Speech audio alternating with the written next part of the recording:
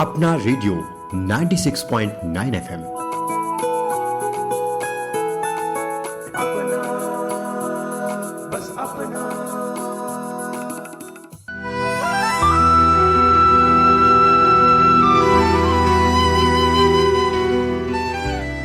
योग भगाए रोग, हाँ जी योग भगाए रोग, बिना दवा करे निरोग, बिना दवा करे निरोग, नहीं भूलना ये प्रयोग।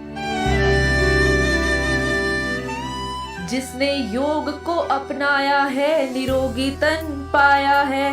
सुबह शाम करना है योग, सुबह शाम करना है योग, फिर देखो कैसे भागेगा रोग। योग भगाए रोग, जी हाँ योग भगाए रोग। योग संगम सुनिए अपना रेडियो 96.9 एफएम की खास प्रस्तुति।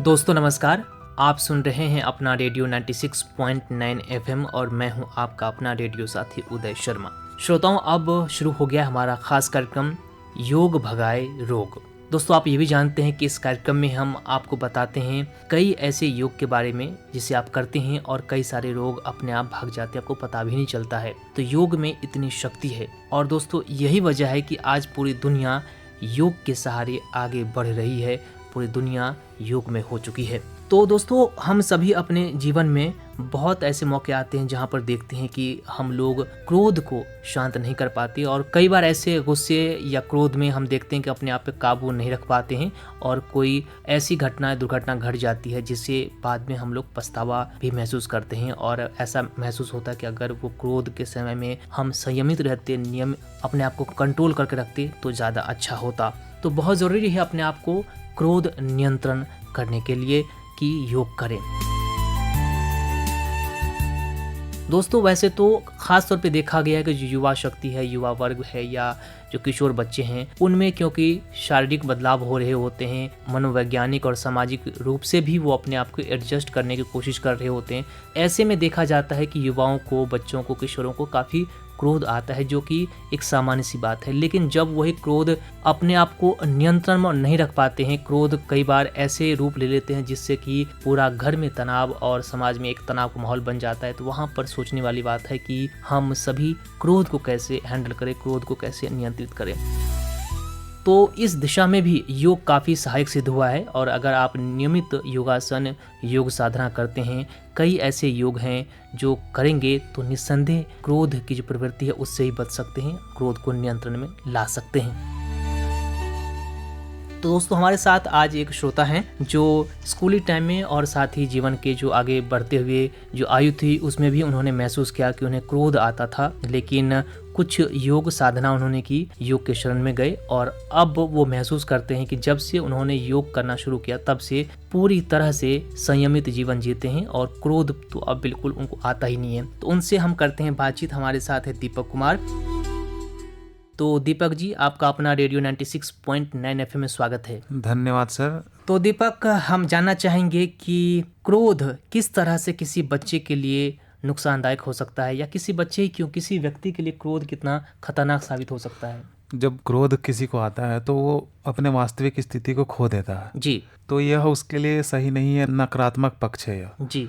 तो उसको मतलब क्रोध नहीं करने के लिए योग करना जरूरी होगा, क्योंकि योग मन के विचार जो होते हैं वो बहुत तेजी से प्रतिक्रिया करने लगते हैं। तो वही योग उस प्रतिक्रिया को धीमा करता है या समाप्त करने का प्रयास करता है। इसलिए योग की प्रैक्टिस बहुत जरूरी है। तो दीपक, क्या आपने भी कभी जीवन के जो प्रारंभिक, खासतौर पे जो युवावस्था, किशोरावस्था होते हैं, उस टाइम पीरियड में क्या आपने क्रोध जैसी जो परेशानी है या जो प्रवृत्ति है इसको आपने झेला है? जी, जब स्कूली दौर में थे या कॉलेज के दौर में, तो जब एग्जाम आता था तो थोड़ा हम परेशान टाइप का हो जाते थे, एंजाइटी टाइप की आज चीजें आ जाती थी, चिड़चिड़े भी हो जाते थे। हाँ, चिड़चिड़े भी हो जाते थे। तो फिर हमने योग ध्यान का सहारा लिया, उसके बाद चीजें सरल हो गई जिस तरह से नॉर्मल स्थिति में होती है जी। तो ये बहुत अच्छा चीज है।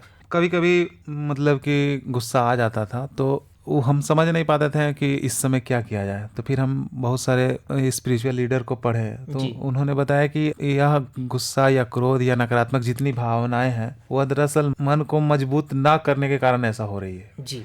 तो फिर हमने मन को मजबूत करने के लिए योग, ध्यान, व्यायाम आदि का सहारा लेना शुरू किया। तो उसके बाद चीज़ें सहज और सरल होने लगी। फिर क्रोध बहुत कम आता है, मतलब गुस्सा बहुत कम आता है। जी। सामने वाले की प्रतिक्रिया को थोड़ा देर से प्रतिक्रिया देने के बाद भी यह प्रक्रिया मतलब गुस्सा नहीं आएगा आपको। जी। तो यह निसंदेह कहते हैं कि क्रोध तो वैसे स्वाभाविक है ना, हाँ। लेकिन उस क्रोध को किस रूप में आप निकालते हैं, हाँ। ये भी हो सकता है कि आपको कोई बात किसी को बुरी लगी तो आप बहुत ठहर के सोच समझ के कोई बात कहें, लेकिन कोई ऐसा पल होता है क्रोध के वक्त में, अचानक कुछ ऐसी बात निकल जाती है क्रोध में, गुस्सा में, जो खुद भी मानसिक रूप से बहुत ही उत्तेजित करने वाली होती है और दूसरों को परेशान कर देता है। तो वो वाली प्रवृत्ति जो बहुत खतरनाक होती है। तो ऐसे में कौन से योग हम कर सकते हैं जिससे बच्चों को या किसी व्यक्ति को बचाव हो सकता है क्रोध से? क्रोध इस तरह का अगर आता है तो ये स्वाभाविक सी चीज़ है, ये स्वभाव में ही होता है मनुष्य के। जी। तो उस स्वभाव को बदला नहीं जा सकता है, लेकिन कम किया जा सकता है। तो हर विचार सांस के द्वारा ही जुड़ा हुआ है। जी। गौतम बुद्ध भी यही विपासना का जो मेडिटेशन है वो सांस के द्वारा ही विचारों को नियंत्रित करने की एक प्रक्रिया है। तो हम सांस की जो विधियां हैं जिससे विचार कंट्रोल होता है, उन सभी यौगिक प्राणायाम को करना पड़ेगा, जिसमें अनुलोम विलोम, भ्रामरी और इस तरह कपालभाति, ये सब मन से जुड़े हुए विकारों को दूर करते हैं, इस तरह का योग। और वैसे भी देखते हैं अगर भ्रामरी, जिसमें श्रोताओं हम अपने जो है आंखों को बंद कर लेते हैं और अंगुष्ठ जो है कानों में लगाते हैं, फिर नाक को दबा करके और एक कंपन वाली आवाज निकालते जी, हैं। जी। कुछ इस तरह से होता है कि भंवरे जिस तरह से जो गुंजन करते हैं वैसी आवाज निकलती है। हाँ, उसी के नाम पे भी पड़ा हुआ है। जी।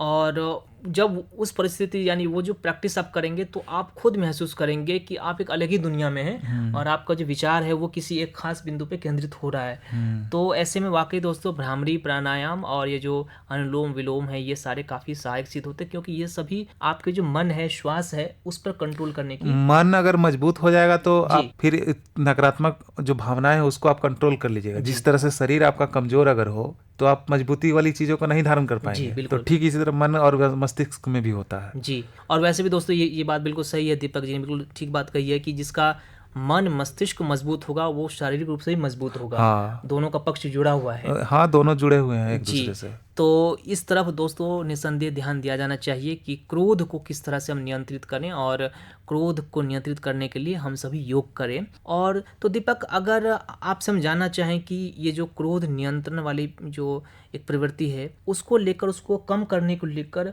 बच्चे को जो बाल्यावस्था से ही इस तरह के जो योग अगर करवाया जाए तो कितना सहायक सिद्ध हो सकता है किसी बच्चे के जीवन में? बच्चे संस्कारित होकर ही बड़े होते हैं। जी। तो उन्हें इस तरह की चीज़ों से अगर अभ्यास कराया जाए तो वो बड़े होकर बिल्कुल इस तरह के प्रतिक्रिया में सहज हो जाएंगे। जी। तो यह प्रक्रिया बचपन से ही करवाया जाना चाहिए सभी को। योग एक सकारात्मक पक्ष है हमें हमारे जीवन के लिए। योग से हम जुड़ते हैं और हम स्वयं से जुड़ जाते हैं। जी। और जब स्वयं से हम जुड़ जाएंगे तो फिर अधिकांश जो समस्याएं हैं बाहर की वो हम सरल कर लेंगे। हम नहीं जुड़ने के कारण हम अलग अलग चीज़ों से नहीं जुड़ पाते हैं। योग भगाए रोग के माध्यम से आप हमारे श्रोताओं को, हमारे जो नौजवान साथी हैं, बच्चे हैं, उनको आप क्या कहना चाहेंगे? किस तरह से योग उनके लिए सहायक सिद्ध हो सकता है काफ़ी बीमारियों को, और खासकर क्रोध नियंत्रण में उनके लिए एक तरह से एक दोस्त की भूमिका निभा सकता है योग? जी, योग आपके पूरे व्यक्तित्व को बदल कर रख सकता है। आप शुरुआती दौर में क्या थे और उस योग, व्यायाम, ध्यान के माध्यम के बाद क्या हो जाएंगे, ये आपको अनुभव करने के बाद ही पता चलेगा। तो आपको ये करना है और उसके बाद अनुभव देखना है, और ये दोनों अंतर जो होगा बहुत सकारात्मक होगा। और ये करने मतलब ये अभ्यास का चीज़ है, ऐसे हम बोल के नहीं बता सकते हैं, बस हम सूचना दे रहे हैं कि यह है। अभ्यास से यह मतलब निखर जाए, व्यक्ति के व्यक्तित्व में बहुत बढ़िया निखार आ जाता है। जी। यानी कि दोस्तों जिस तरह दीपक जी कह रहे हैं कि अमूमन हर बच्चा जो, हर विद्यार्थी जो है उसका एक फेज है एग्जाम, और एग्जाम के टाइम में एंग्जाइटी कह लिए, उनको जो एक तरह से तनाव होता है, और उस तनाव एंग्जाइटी की वजह से चिड़चिड़े भी होते हैं और क्रोध भी उनको आता है, गुस्सा आता है। तो ऐसे में अपने आप को एग्जाम परीक्षा के समय में अपने आप को सरल, सहज और बहुत ही संयमित रखना बहुत ज़रूरी है। क्योंकि दोस्तों कहते हैं कि एक कटु वाणी आपके सारे रिश्तों को खराब कर सकता है, आपकी पूरी मनोदशा को बर्बाद कर सकता है। उस चीज़ से बचें, क्रोध को नियंत्रित करें। और इसके लिए निस्संदेह आप जो है भ्रामरी प्राणायाम करें, अनुलोम विलोम करें, और जो भी योग है जिससे कि आप श्वास पे केंद्रण कर सकें या जो मन मस्तिष्क से जुड़ा हुआ योग हो वो ज़रूर करें। और वैसे भी दोस्तों आप कोई भी योग प्रैक्टिस, किसी भी योगासन को करेंगे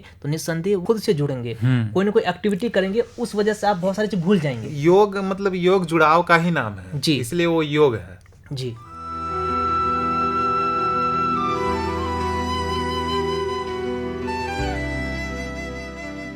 तो दीपक जी आपका बहुत बहुत धन्यवाद, आभार। आज के इस खास कार्यक्रम में आपने बातचीत की और विशेष रूप से क्रोध नियंत्रण पे आपने बात की। आपने खुद जो कि स्कूली टाइम में आपने जैसे जिक्र किया कि क्रोध को लेकर आपने जो है उसको नियंत्रण करने को लेकर आपने योग किया, प्राणायाम किया और एक संतुलित, सहज और संयमित जीवन जी रहे हैं, तो इसके लिए हम आपको बधाई भी देना चाहेंगे। और निस्संदेह दोस्तों हम उम्मीद करते हैं कि दीपक जी की बातें सुनकर आप भी प्रेरणा लेंगे और आगे से जब भी कोई परीक्षा या कोई भी ऐसी परिस्थिति बने जब तनाव, स्ट्रेस या क्रोध वाली बात आए, क्रोध वाली स्थिति बने, तो उसे आप नियंत्रित करें, उसे संयमित करें और एक पॉजिटिव लाइफ, एक सकारात्मक जिंदगी जिएं। दीपक जी आपका बहुत बहुत धन्यवाद हमसे खास बातचीत करने के लिए। धन्यवाद। तो श्रोताओं इसी के साथ मुझे यानी अपने रेडियो साथी उदय शर्मा को भी दीजिए अनुमति।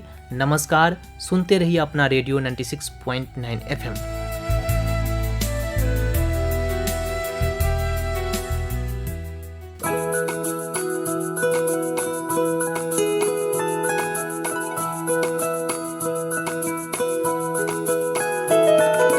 मेरी ख्वाहिशें, मेरे अरमान, मेरा बस यही सपना, जिंदगी में हर कोई समझे हम सफर मुझे अपना, अपना, बस अपना।